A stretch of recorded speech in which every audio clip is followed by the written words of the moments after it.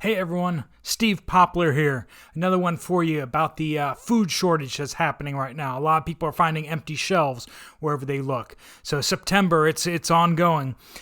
Something that a lot of people aren't realizing about the supply chains. Just something to think about here, because this is what's really happening.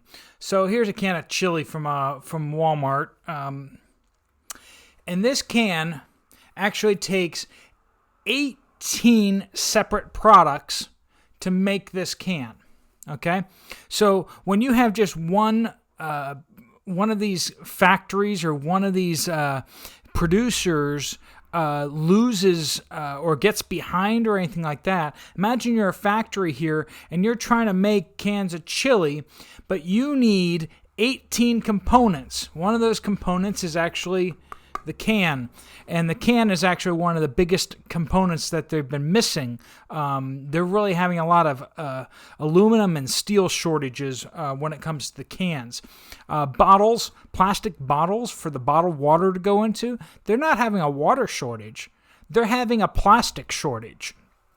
And when you go to these things, it's when you go back into the very back here and we start talking about seeing these riboflavins and all those really hard things to pronounce, a lot of those chemicals get made in China, and they're probably sitting in ships off of Los Angeles' port, waiting to get unloaded.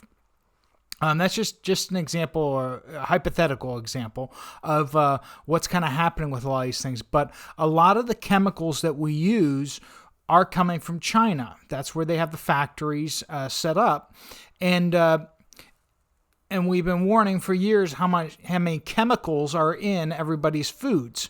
And now, if you're a manufacturer and that chemical that you need to put in that can isn't there, you need to shut down the production line, or you need to make a substitution. But if you make a substitution, guess what you got to do? You got to change the label.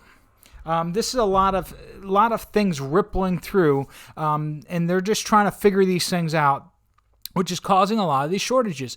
During the harvest last year of tomatoes in Italy, they had to throw out a lot of tomatoes because, and I'm talking about tons and tons and tons of tomatoes, because they didn't have the cans to put them in. That's just another thought there.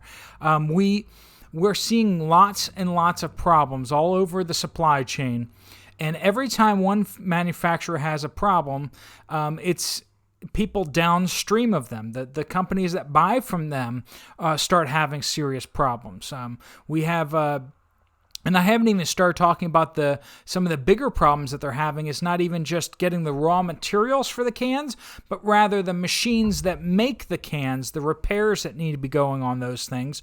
We're having a grease shortage, lubricants for machineries. One of the main factories that makes lubricants in the U.S. Burned down. It exploded and burned down. And so that caused some ripple problems for everyone who's running machinery. And you've seen the pictures. How many machines does it take to make a can? And how many machines does it take to fill those cans and cook all the different things and put them all in there? Those machines break down and they need lubricants, and just all these things are happening. They're all computerized, right? And what do all computers need? They need a computer chip. And the computer chips are gone. The shortage on computer chips is really, really bad. They've been talking about this for well over a year. You try to buy electronics, or you try to buy those kind of things, that's one thing.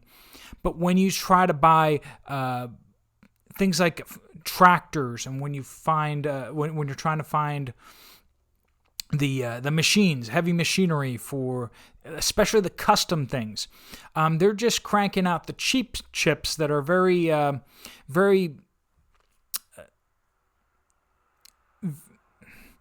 normal chips.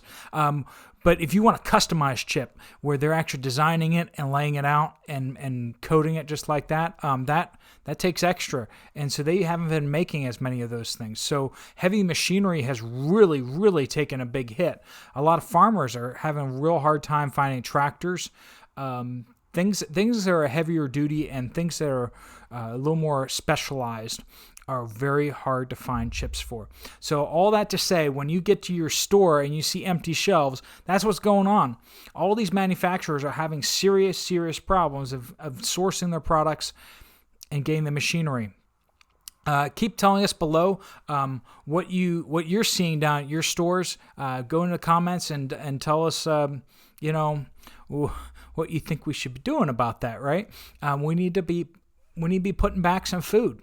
But the most important thing is we need to get off of these supply chains that are spread all the way around the world, where we have products coming from 3 or 4 continents, and they're supposed to be getting here just in time. We need to be making local supply chains. You need to be buying your food as best you can from people who are closer to you.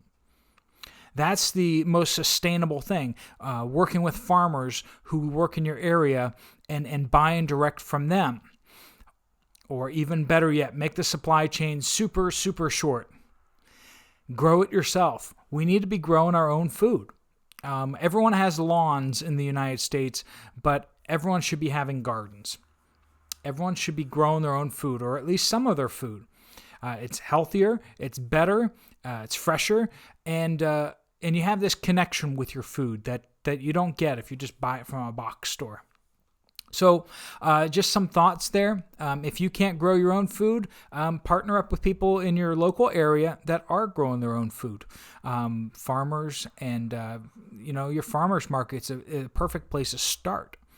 So those are just some thoughts about what to do about it.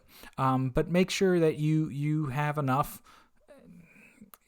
You can still buy rice and beans out there, so no excuses for anybody having a shortage right now, because there isn't they're not gone. You just need to look for them. All right.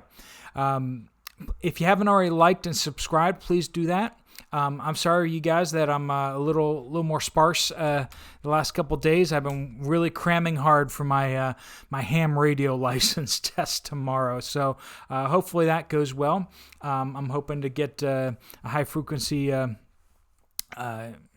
radio set up here, but I need to get some certifications and licenses for that. So, all right, Steve Poplar out.